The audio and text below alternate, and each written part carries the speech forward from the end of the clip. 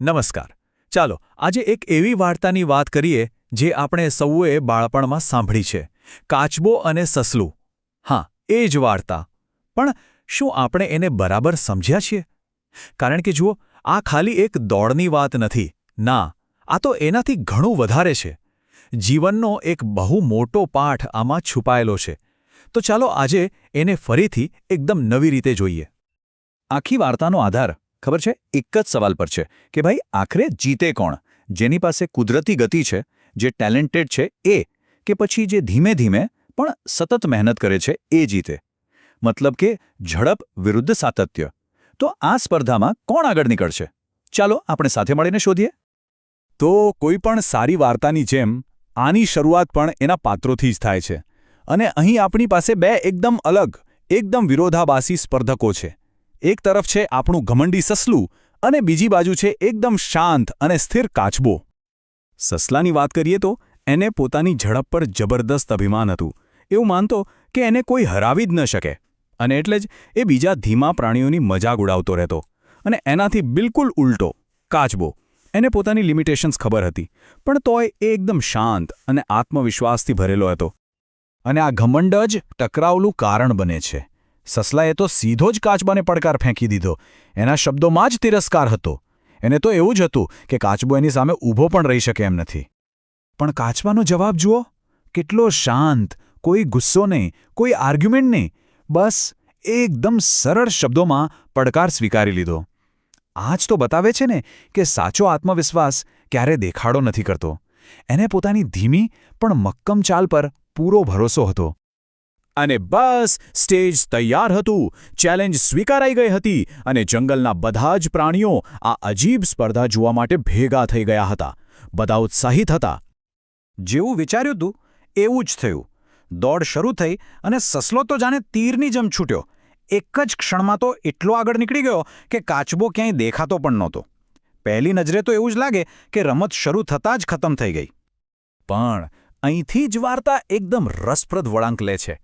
જ્યારે જીત બહુ જ સહેલી લાગે ને, ત્યારે ઓવર કોન્ફિડન્સ એટલે કે અતિશય આત્મવિશ્વાસ સૌથી મોટી ભૂલ બની જાય છે. અને સસલાએ બરાબર આ જ ભૂલ કરી. રસ્તામાં અડધે પહોંચીને સસલાએ પાછળ વળીને જોયું. દૂર દૂર સુધી કોઈ દેખાયું નહીં. એના મનમાં પેલો ઘમંડનો અવાજ આવ્યો, અરે મારી જીત તો પાક્કી જ છે. અને બસ આ જ એક વિચાર એના પતનની શરૂઆત હતો. અને આ એ જ ક્ષણ છે જેણે બધું બદલી નાખ્યું. હું એટલો બધો આગળ છું કે થોડો આરામ કરી લઉં તો શું ફરક પડવાનો છે? આ નાનકડો વિચાર, એક નાનો અમથો નિર્ણય આખી દોડનું પરિણામ બદલવાનો હતો. અને એણે એ જ કર્યું જે એના ઘમંડે કહ્યું. પોતાની જીત તો નક્કી જ છે એમ માનીને સસલો આરામ કરવા માટે એક ઝાડ નીચે લંબાવ્યું. અને થોડી જ વારમાં એને ઘસાઘસાટ ઊંઘ આવી ગઈ. તો જ્યારે સસલો પોતાની જીતના મીઠા સપનામાં ખોવાયેલો હતો, ત્યારે આપણો બીજો સ્પર્ધક શું કરી રહ્યો હતો? અહીંથી જ વાર્તાનો સૌથી આશ્ચર્યજનક ભાગ શરૂ થાય છે. કાચબો, એ તો બસ ચાલતો જ રહ્યો. એક જ સ્પીડ, એક જ લગન. એણે આજુબાજુ ન જોયું, એ સસલા વિશે વિચારવા માટે પણ ન રોકાયો. એનું ફોકસ ફક્ત ને ફક્ત એક જ વસ્તુ પર હતું, ફિનિશ લાઇન. એક પછી એક ડગલું, સતત, અટક્યા વગર. અને આ જ દ્રઢ નિશ્ચયનું પરિણામ મળ્યું. ધીમે ધીમે પણ મક્કમતાથી કાચબાએ અંતિમ રેખા પાર કરી. કોઈ શોરબકોર નહીં, કોઈ ઘમંડ નહીં, બસ સંતોષની એક શાંત ક્ષણ. એણે કરી બતાવ્યું. અને બીજી બાજુ અચાનક સસલાની આંખ ખુલી. એને અહેસાસ થયો કે એ ધાર્યા કરતાં ઘણો વધારે સમયે સૂઈ ગયો હતો. એ ગભરાઈને ઊભો થયો અને જીવ બચાવવા માટે ફિનિશ લાઇન તરફ દોડ્યો. પણ હવે બહુ મોડું થઈ ગયું હતું. એ જ્યારે હાંફતો હાંફતો અંતિમ રેખા પર પહોંચ્યો, ત્યારે એણે જે જોયું એની એણે કલ્પના પણ નહોતી કરી. પેલો ધીમો અને સ્થિર કાચબો વિજેતા બની ચૂક્યો હતો. એનું ટેલેન્ટ એના જ ઘમંડ સામે હારી ગયું હતું.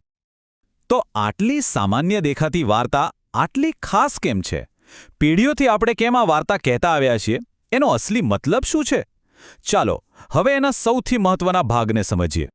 આ વાર્તાનો સંદેશ એકદમ સ્પષ્ટ અને બહુ જ શક્તિશાળી છે.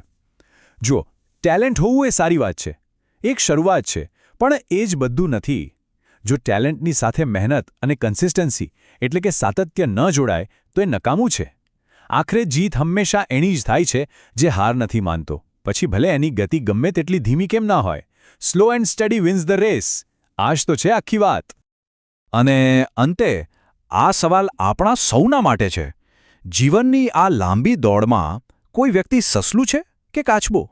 શું કોઈ પોતાની આવડત પર ભરોસો રાખીને આરામ કરી રહ્યું છે, કે પછી પડકારો હોવા છતાં ધીમે પણ મક્કમતાથી પોતાના લક્ષ્ય તરફ આગળ વધી રહ્યું છે? આ વાર્તાનો જવાબ આપણા સૌની અંદર જ ક્યાંક છુપાયેલો છે.